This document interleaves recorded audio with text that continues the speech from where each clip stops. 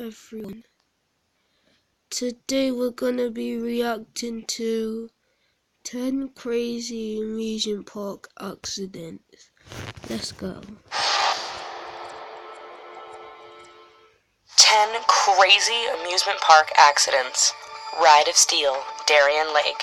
U.S. Army Sergeant James Hackemer wanted to try every roller coaster at Darien Lake theme park, provided it was suitably safe to accommodate a double amputee such as himself. The Iraq war vet had no reason to worry after receiving assurances that he'd be fine on the Ride of Steel. Sitting right at the front, Hackemer fell through the harness on the ride's first incline and fell to a brutal, tragic death.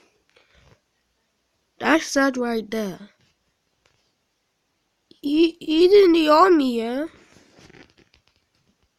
I bet they got fined.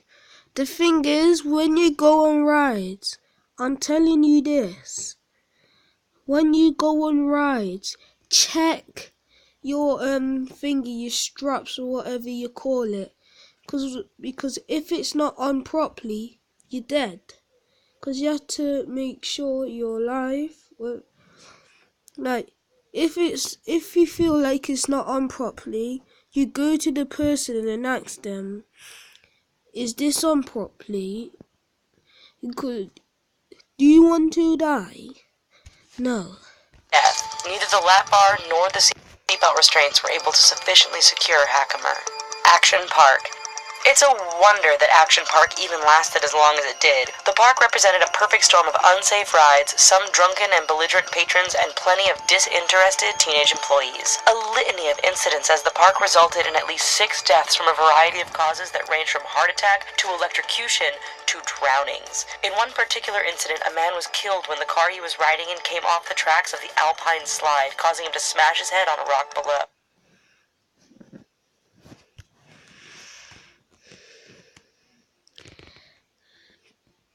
People, that's why you be safe on rides. That's why.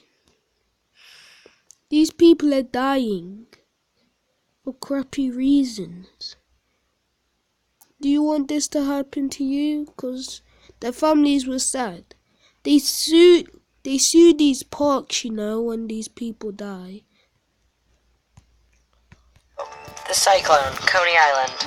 The Cyclone roller coaster has become such a historic fixture within Coney Island. The ride isn't a stranger to ignominy, although 2 rider deaths in the 80s both came as a result of reckless rider behavior.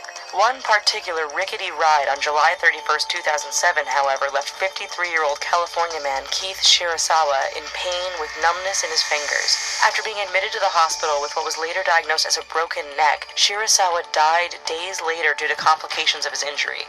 Puff the Little Fire Dragon, Lagoon Amusement Park. Sadly, it isn't just the high-impact coasters that can result in safety concerns. The first recorded ride-related death in the long history of the Lagoon Amusement Park came on the popular children's ride, Puff the Little Fire Dragon. On May 1st, 1989, 6-year-old Ryan Beckstead managed to wrest himself free of the ride's restraining devices and stood up as the ride was leaving the station. He quickly fell out of the moving car, but wasn't seriously hurt by the relatively short fall. However, he attempted to climb back onto the tracks just as another car was arriving, and he was struck and is believed to have died on impact. Superman, Six Flags, Kentucky.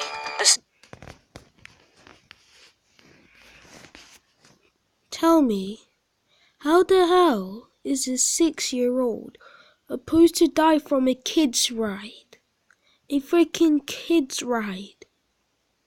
Can you tell me that? That's just freaking stupid. That basically tells you this park is not safe for your kids. Okay? Your kids are supposed to love the theme park, right? But this kid dies. Let's get on to the other one. Just taking my face. Come on. Superman Tower of Power vertical drop ride at Six Flags Kentucky probably felt more like it was based on the character of Spider-Man's supervillain Dr. Wait, Octopus I know for this one. teenage girls in July of 2007. As the girls ascended on the ride, they became horrified upon noticing a number of support cables breaking loose and beginning to whip about freely. Their pleading screams for the ride to be shut off fell on deaf ears, and the cables viciously snapped back and forth as the riders were dropped in a free fall. Many passengers were injured from the cable. What? What the hell? What? They were screaming. These people must be deaf or sad, fam. Look, these are why you have to make sure these parks are safe. This is why I like living in England. And one girl was forced to have both feet amputated. Oh, that's just sad right there. Both feet forced to be amputated. Kings Island. There's an old adage that no publicity is bad publicity, but you still have to wonder whether an amusement park really wants to host the sci-fi program Ghost Hunters amidst rumors of hauntings. The haunted reputation of Kings Island stems from a tragic, deadly two-incident day at the park in June 9th, 1991. First, William Heathcote and park employee Daryl Robertson were both fatally electrocuted while trying to save another guest who had fallen into a pond. About an hour later, 32-year-old Candy Taylor was killed when she fell from the park's flight commander. Despite a truly dark day, the park remains open. Haunted.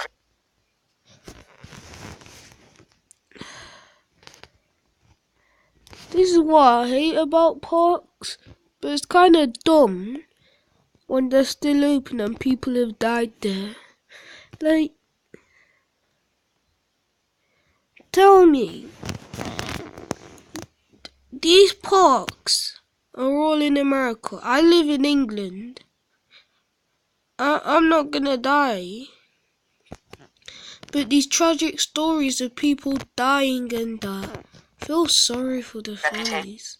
And all. Batman the Ride, 6 Flags over Georgia.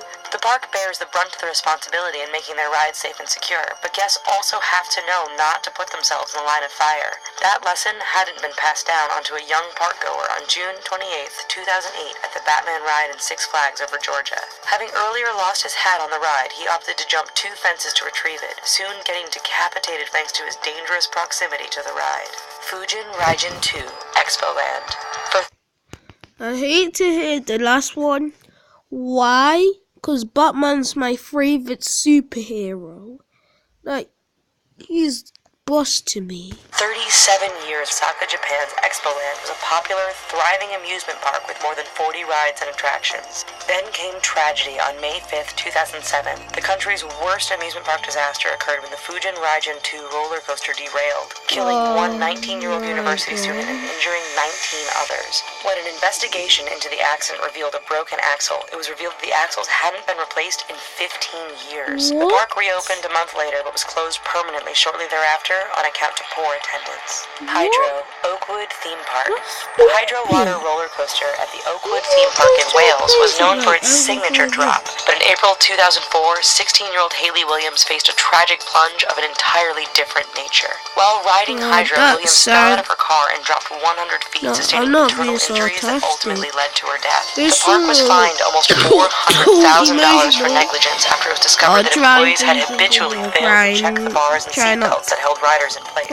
The Big Dipper, Battersea Fun Fair.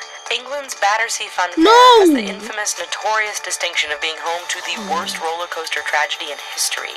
In 1972, the ever-popular wooden coaster known as the Big Dipper served as the park's signature attraction in spite of its ricketiness and high level of required maintenance that demanded constant and meticulous attention.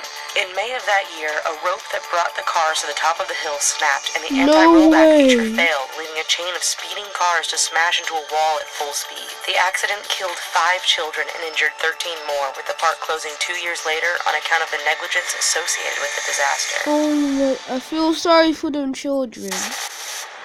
So, we hope you enjoyed this kind of tragic video. Here are some other videos that you might like. Don't forget to subscribe to our channel. Thanks. These people do like videos. They're called the Richest. They're a really good channel. I watch them a lot. Have a good time. Peace.